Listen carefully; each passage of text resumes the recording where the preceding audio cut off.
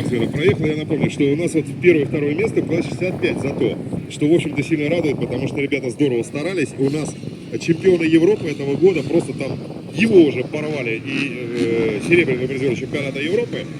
Их просто там порвали в Орленке, не дали им даже близко подойти к пьедесталу. И наши ребята первое и второе место очень уверенно.